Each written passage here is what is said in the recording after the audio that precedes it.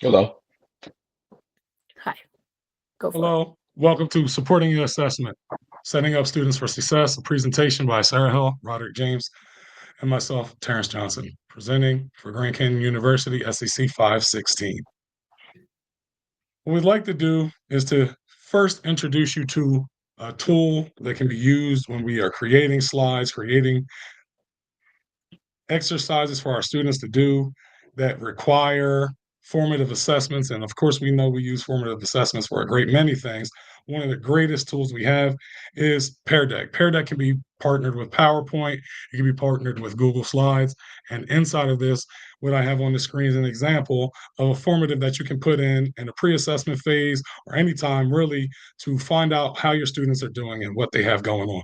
The questions read, what ways do you prefer to show what you know? What can I do to make this classroom the perfect test taking room for you? And to take a minute to write a response. The students would scan, add their response, and then as a teacher, you go in, you use that to set up your lesson planning, your assessment planning, and create a plan for your class moving forward. Awesome. And then today we would like to focus on the post-assessment of when we have our children and students take exams.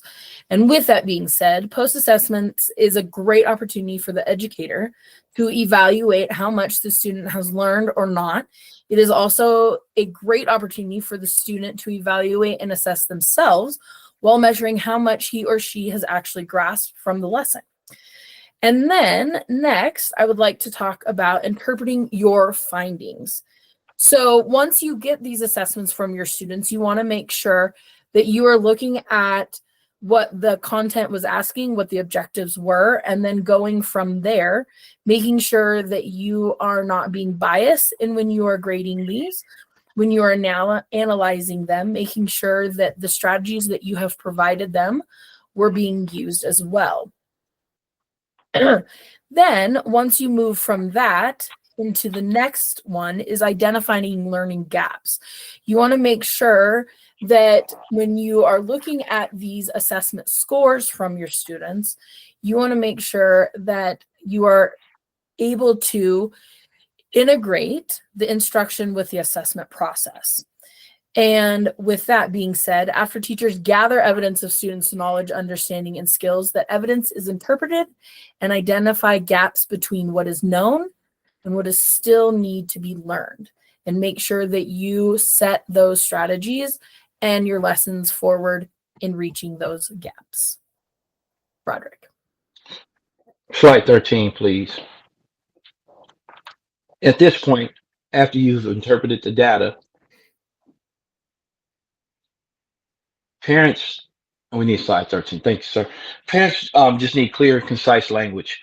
You need to focus on the strengths and individual weaknesses of the kids and explain this assessment briefly and describe the purpose of the assessment and how it was conducted and give individual feedback based on the kids' individual strengths and weaknesses, whether they're on an IEP or a diploma track or what have you.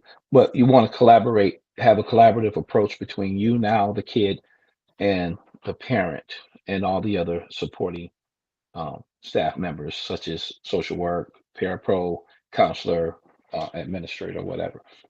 But that's it.